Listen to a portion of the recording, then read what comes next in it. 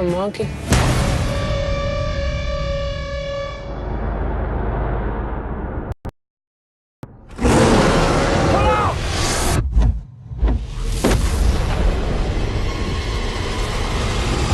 Welcome once again to Red Reviews. Today we're taking on Kong Skull Island. King Kong has returned to the big screen here in this new monster shared universe we have going on. Godzilla was kind of the first one, and now we've got Kong Skull Island sort of leading our way into this, like I said, monster shared universe. And any complaints that you had about Godzilla, it's like the filmmakers heard that, like, okay, you didn't get to see a lot of Godzilla? We got you. It was really dark most of the time when you could see Godzilla. Okay, we got you. So let's just put King Kong right in the forefront of the movie, and let's make it daytime for most of the movie. Every time you see him, it's a very clear shot. They're not trying to hide him. Like Godzilla's kind of building up to Godzilla when we can see him, and when we finally unveil him, we don't really get to see a lot of him. And so they did like the complete opposite in King Kong, and they just showed him in the first 3 minutes. This movie doesn't hesitate or waste any time getting to King Kong. Now, the main character of this movie actually surprised me, and when I say it, you're gonna go, "Oh, obviously," but you don't. It's not obvious going into it, and no, it's not King Kong. Actually, I would argue that the main character of Kong Skull Island is actually Skull Island. A lot of what the movie is, although King Kong is definitely the secondary main character, and then all the humans are much more subordinate characters, as they should be in a monster movie. It should be about the monster, in my opinion. But Skull Island, it's a lot of discovering what secrets Skull Island has to keep, whether it's the natives, whether it's the giant spiders, whether it's the another giant monster here, or the crazy birds, or just the ecosystem and isolation of this island, and what that has allowed the island to grow into. So I would argue that Skull Island and the mysteries that they get to discover, and all the wildlife and creatures they get to discover, those are really the main character. And then, of course, King Kong right under that. There's sort of a subplot going on here that when the humans arrive, as humans tend to do, the metaphor or theme for this movie, you could say, is man versus nature. What happens when man comes into a place? What does he do to nature? Man does what he normally does, and he says, this is our turf now. Get out of here, nature. So we're going to do what we do, and we're going to exterminate you if necessary, but you are no longer king of this jungle. It is our jungle. So we start dropping bombs and stuff, and, killing the creatures, and just doing human stuff that we know that we do. And so that tends to upset some of the creatures. These crazy lizard-type creatures get awoken from underneath the earth, inside the earth. They come up from the earth, and now King Kong, he's sort of the protector of the island, so he's going to kill them. So that's the subplot, is these other creatures, we can't let them get out of control. And if we do in fact kill King Kong, if we kill the apex predator, the things that he's defending us against will run rampant. So that's sort of the subplot too, but mostly it's just so King Kong can do awesome stuff, which he does in this movie.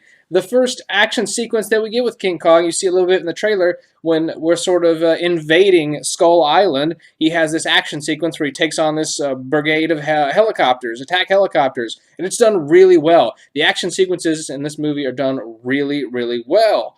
Also, whoever chose the songs for this movie, good job. You did a good job. There's a lot of catchy tunes in here. The movie takes place primarily, except for like the first 3 minutes, takes place in 1973. So right there, ending the Vietnam era.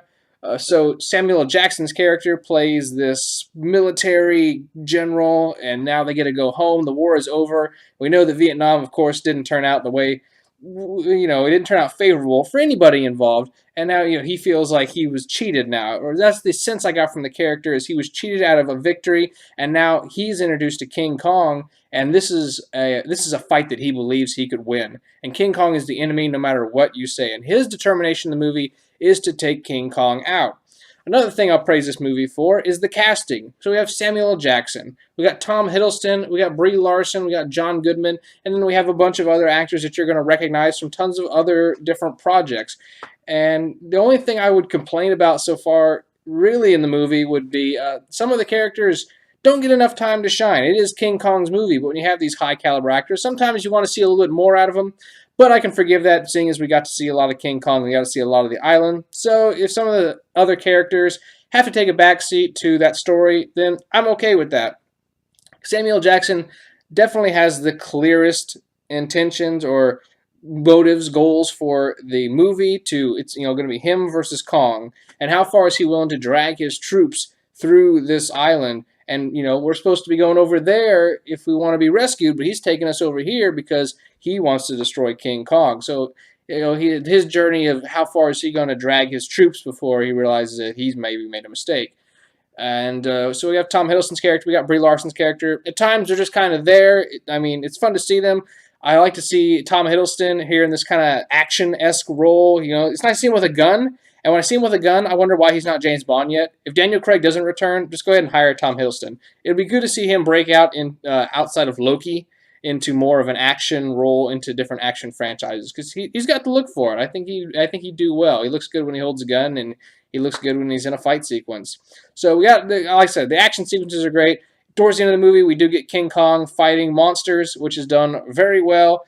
There's an awesome hero shot here in the end where King Kong gets himself a propeller from an old battleship, which it's pretty awesome. If I had to suggest, I say go watch this movie on the biggest screen you could with the best surround sound, because you want to immerse yourself in Skull Island. There's so much happening around you, whether it's even down to like the flies when they're in the swamps, you can hear them all around you. And just the way the sound editing is done with the helicopters, sometimes it slows down into slow motions. It's very Apocalypse Now meets King Kong, and I don't know who decided that would be a good idea, and who even thought on paper that would be a good idea, but it turned out to be an excellent idea. As I mentioned, 1973 tends to be the setting primarily for this movie. I think that's a good setting for this movie, as when you start to push into the future, had this movie taken place now, well, of course we wouldn't. It's hard to believe that we'd have the island that hadn't been discovered, but then you have to explain away, oh, we don't have a signal on our cell phones. So I like the 70s, I like the 80s, I like when movies set stuff there. For primarily is that just to, if not anything else, rather to explain away the fact that we don't have phones or anything like that, the lack of technology. I like that in movies, so I like that not everybody's, is not Snapchatting a picture of King Kong in this movie. I also have to praise this movie for getting away from the heavy storyline in all other King Kong movies, such as the black and white version, such as Peter Jackson's version, is that King Kong doesn't have to fall in love with the girl. Not the whole Beauty and the Beast story has to be told out. So I have to praise this movie for that. It's very much King Kong versus these other monsters, and the discovery of Skull Island, as I said. It hints, sort of, momentarily, but not too heavy, that the Beauty and the Beast. But it's not Beauty that slayed the Beast. It's not about having to capture King Kong and bring him back to New York, which worked in that one back in the day, but it's a different story, and it's a different universe they're trying to build up. So I must say that King Kong, it definitely was a monstrous good time. I hope to see more from this monster universe. You're going to want to stay through the credits, because there's a little tease at the end of the credits. I wasn't sure if there would be or not, because I wasn't sure going into this movie if it was setting up to be part of, if Godzilla was in the same universe as King Kong. But there is a nod at the end of this movie hinting at King Kong, as well as hinting at maybe some other monsters that we could get movies from. If you know anything about the lore of King Kong and the lore of Godzilla, you can probably guess what some of those other creatures might be. If not, it's a good excuse to delve into some of the history and mythology of the King Kong and Godzilla storylines. Are some interesting type of creatures that they've battled throughout their history, and it looks like we may be getting them in the future. So I rank King Kong a monstrous good time. I suggest you go and check it out. I'm not a King Kong fan, but after this one, I'm definitely a Kong Skull Island fan. So like and subscribe. Comment below, what's your favorite monster movie? Is it King Kong? Is it Godzilla? Is it the Cloverfield monster? What's your favorite monster movie? We don't get a lot of them anymore, where these huge monsters are attacking towns and cities and we have to defeat them somehow, or monsters fighting other monsters. We don't get them much anymore. So hopefully that's a trend we can get back into. So comment below. Hey, let me know what your favorite monster movie is. And always, I'll catch you guys next time right here on Red Reviews.